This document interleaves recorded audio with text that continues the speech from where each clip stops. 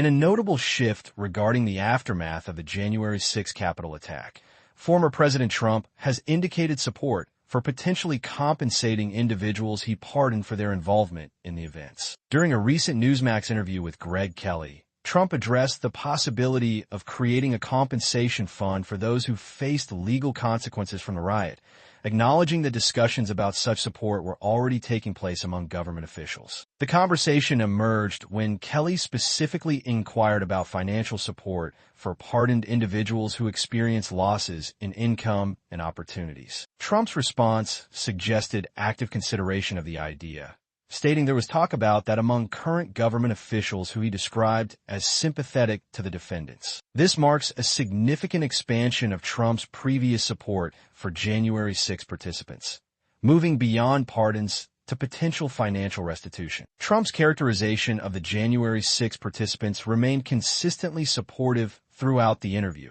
referring to them as patriots and incredible people. He emphasized what he perceived as unfair treatment of the defendants, noting that some of them didn't even go into the building. This rhetoric mirrors his long-standing position on the matter and provides context for his earlier decision to issue mass pardons. The scope of Trump's previous pardons was particularly sweeping, covering approximately 1,500 individuals charged in connection with the insurrection. This action fulfilled a campaign promise, but sparked significant controversy given the severity of charges faced by many defendants. Court records reveal that approximately 600 individuals were charged with assaulting, resisting, or impeding police officers, while 10 received convictions for sedition, among the most serious charges possible in relation to the events. Despite pushback and a resolution condemning the move from Senate Democrats, Trump has consistently defended his clemency decision. In January,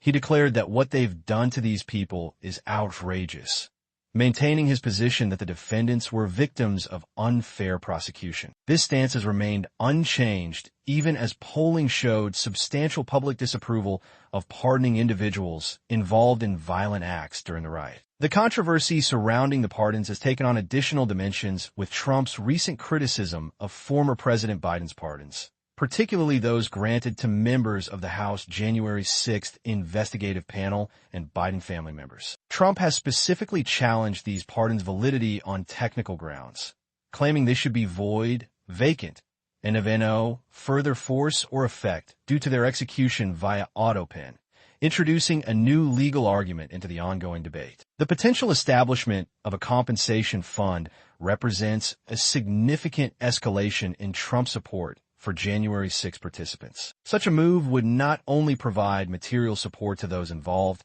but could also further legitimize their actions in the eyes of supporters. This consideration of financial compensation adds another layer of complexity to the already contentious discourse surrounding the events of January 6th. This development has broader implications for American political discourse, highlighting the continuing impact of the Capitol attack on national politics. The stark contrast between Trump's characterization of the events and participants versus the legal system's assessment of their actions underscores the deep political divisions that persist around this issue. The discussion of potential compensation for pardoned individuals suggests that the debate over January 6 THS significance and consequences remains far from resolved. The evolving narrative around January 6th, from the initial events to pardons and now potential compensation, reflects the ongoing struggle to define this chapter in American history. As these discussions continue, they will likely influence future political debates, legal proceedings, and public understanding of one of the most controversial episodes in recent American history.